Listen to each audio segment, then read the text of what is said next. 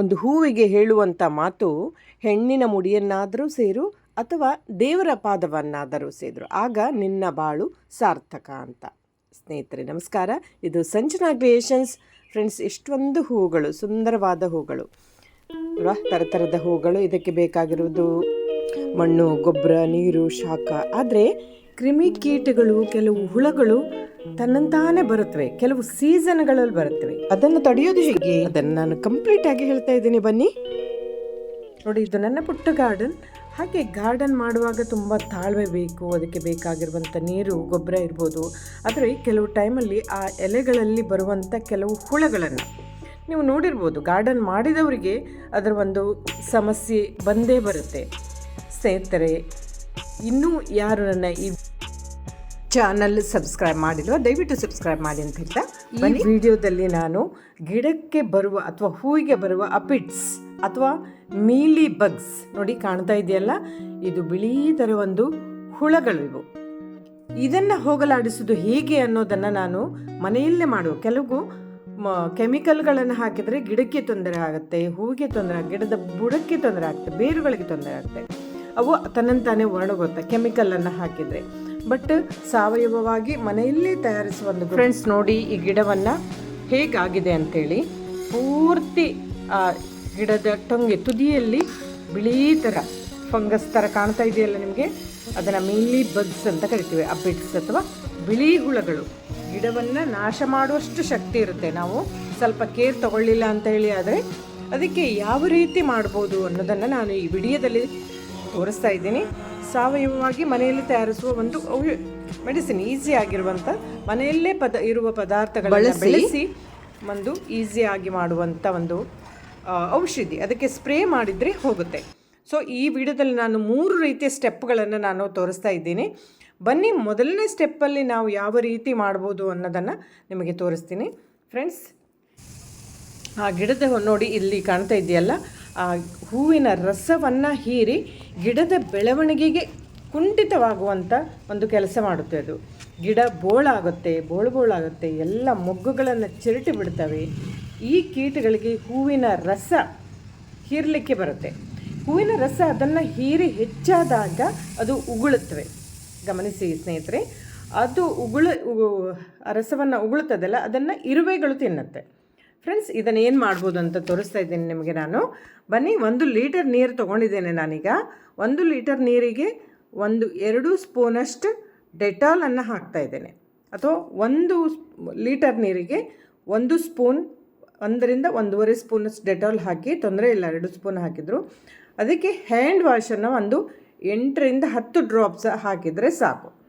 8ರಿಂದ 10 drop ಹಾಕಿದರೆ ಸಾಕು. Hand wash ಇರುತ್ತೆ, ಅಥವಾ ಕೆಲವು ಸತಿ ವಾಷಿಂಗ್ ಪೌಡರ್ ಇರುತ್ತಲ್ಲ, ಅದನ್ನು ಕೂಡ ಹಾಕ್ಬೋದು. ಇದನ್ನು ಚೆನ್ನಾಗಿ ಕದ್ಕೋಬೇಕು. ಚೆನ್ನಾಗಿ ಕದಡಿ ಆದಮೇಲೆ ಇದನ್ನು ಒಂದು ಬಾಟಲಿಯಲ್ಲಿ ತುಂಬಿ ಸ್ಪ್ರೇ ಮಾಡುವಂಥದ್ದು ಮೊದಲನೇ ಸ್ಟೆಪ್. ಫ್ರೆಂಡ್ಸ್, ಈ ಒಂಥರ ಗಿಡಕ್ಕೆ ಏನಾಗುತ್ತೆ, ಆ್ಯಂಟ್ ಬರುತ್ತೆ ಅಂತ ಹೇಳಿದ್ನಲ್ಲ, ಇರುವೆಗಳು ಬರುತ್ತೆ. ಅವು ರಸವನ್ನು ಹೀರಿ ಹೆಚ್ಚಾಗಿರೋ ಬಿಟ್ಟಿರುವುದನ್ನು ತಿನ್ನಲಿಕ್ಕೆ ಆ ಇರುವೆಗಳು, ಆಂಟ್ಸ್ ಬರುತ್ತೆ. ಅದನ್ನು ಫಂಗಸ್ ಕೂಡ ಆಗುತ್ತೆ ಅಲ್ಲಿ. ಸೊ ಇದು ತುಂಬ ತಿನ್ನೋದ್ರಿಂದ ಗಿಡದ ಸತ್ವ ಕಡಿಮೆಯಾಗಿ ಮೊಗ್ಗು ಏನಿರ್ತದೆ ಅಲ್ಲ, ಅದು ಚಿರಟುತ್ತೆ. ಮೊಗ್ಗು ಬರದ ಹಾಗೆ ತಡೆಯುತ್ತ ಶಕ್ತಿ ಕೂಡ ಅದಕ್ಕಿರುತ್ತೆ. ಸೊ ಅದಕ್ಕೂ ಮೊದಲೇ ನಾವು ತುಂಬ ಕೇರ್ಫುಲ್ ಆಗಿ ಮಾಡಿದರೆ ಗಿಡವನ್ನು ಕಾಪಾಡ್ಕೊಳ್ಬೋದು.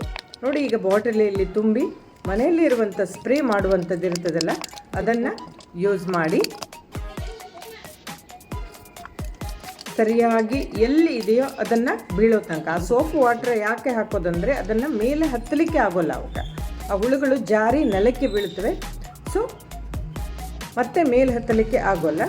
ಹಾಗಾಗಿ ಫೋರ್ಸೆಬಲಿ ಸ್ಪ್ರೇ ಮಾಡಬೇಕು. ಕೆಲವು ಡೈಲಿ ಮಾಡಬೇಕಾಗತ್ತೆ.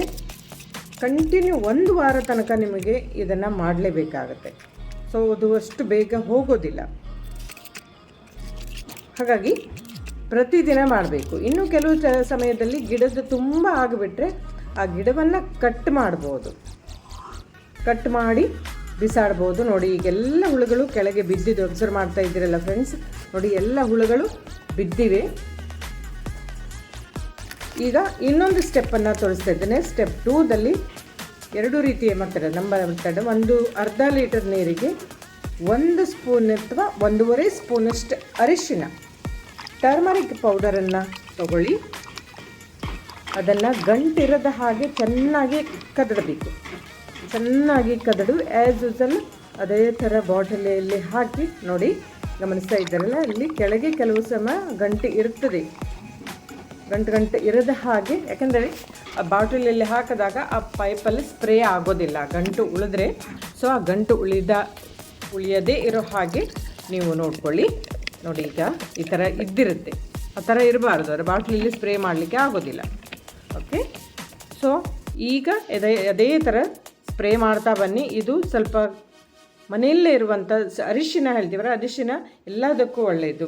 ಸೊ ಇಂಥ ಹುಳ ಬೀಳಲಿಕ್ಕೂ ಕೂಡ ಒಳ್ಳೆಯದು. ನೋಡಿ ಹೇಗೆ ಬೀಳ್ತಾ ಇದೆ ಅಂತೇಳಿ, ಗಮನಿಸ್ತಾ ಇದ್ದೀರಲ್ಲ. ಸೊ ಇದರಿಂದ ಫಂಗಸ್ಗಳು ಹೋಗುತ್ತವೆ, ಆ್ಯಂಟ್ಗಳು ಹೋಗುತ್ತವೆ, ಮತ್ತು ಏನು ಹೇಳಿದೆ, ಮಿಲ್ಲಿ ಬಗ್ಸ್ ಅಂತಿದೆಯಲ್ಲ, ಬಿಳಿ ಇರುವಂಥದ್ದು, ಅದು ಕೂಡ ಹೋಗುತ್ತೆ. ಅದರ ಅಬಿಟ್ಸ್ ಅಂತ ಕೂಡ ಹೇಳ್ತೀವಿ. ಸೊ ಒಂದು ಗಿಡವನ್ನು ನೋಡಿ, ಈಗ ಹೋಗಿದೆ ನೋಡಿ, ಫುಲ್ ಹೋಗಿದೆ.